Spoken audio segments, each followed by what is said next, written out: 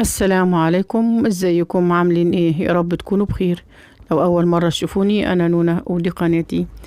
طبعا كنت بجهز كده من بالليل كده وببصيت في التلاجة، ما لقيتش يعني عندنا فول ولا حاجة. قلت ما عايزين نعمل طبق فول نفطر بيه. قلت هنعمله كده بطريقة سهلة وبسيطة كده بسرعة، ما ياخدش مننا وقت. هنسمي الله وهنصلي على الرسول عليه الصلاة والسلام. معايا كده نص كوباية من الفول المشوش اللي هو بدون قشر، ومعايا حوالي معلقتين من الحمص. غسلتهم كده ونضفتهم وسبتهم في مية نظيفة لتاني يوم هنبدأ نشتغل فيهم. تاني يوم طبعا الفول بقى يعني باش معايا قد ايه، ويعني الحجم زاد وتضاعفت الكمية طبعا، وميته نظيفة. انا هاخده اغسله وانضفه تاني ويكون جاهز معايا كده. غسلته وصفيت منه المية وجاهز. جهزت معايا حباية طماطم، بصلاية، فصين من الثوم، وجزراية قشرتها وقطعتها مكعبات صغيرة، عايزة تبشريها حسب رغبتك، ومعلقة واحدة عدس أصفر غسلته برضو وجهزته معايا. كل حاجة كده معايا جاهزة. هنروح على البوتاجاز ومعانا حلة على النار فيها مية، والمية قبل ما تغلي كده نزلنا بالفول، وبعد كده هننزل بالمكونات اللي معانا، الطماطم والبصل والجزر. هنضيفه كده على الفول وهنبدأ نسيبه كده معانا، وهنزل معانا كده برضو بمعلقة العدس كده. ضفنا كل المكونات.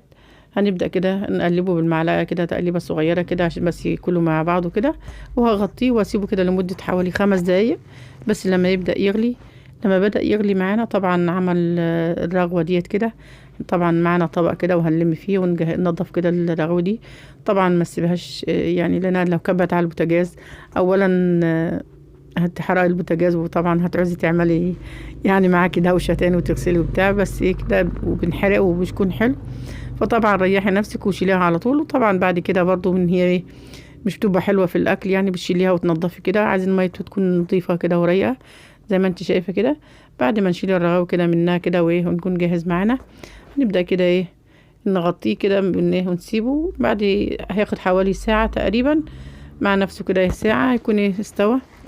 بعد ساعة رجعت له على نار هادية، نزلت عليه بس بحبة بابريكا صغيرين. عايزة تزودي لون زودي، طبعا انا مش عايزة اللون اكتر من كده، لان مش عايزة احب اضيف يعني حاجات تانية. انا عايزة الحاجة الطبيعية اللي هي تفيدنا ما تضرناش. كده استوى الفول ونطفي عنه كده. لو معاكي هاند بلندر هتفرميه بالهاند بلندر وهو على النار، وهتحطي فيه الملح والكمون والحاجة اللي انت عايزاها وتسيبيه.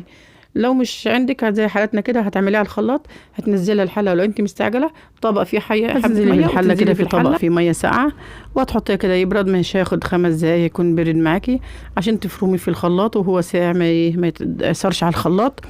وبعد ما تفرميه في الخلاط هتحطيه ترجعيه في الحله تاني، تديله غلوتين وهيكون جاهز معاكي. هتقدميه كده يكون جاهز معاكي للفطار، مش هياخد منك وقت ولا مجهود.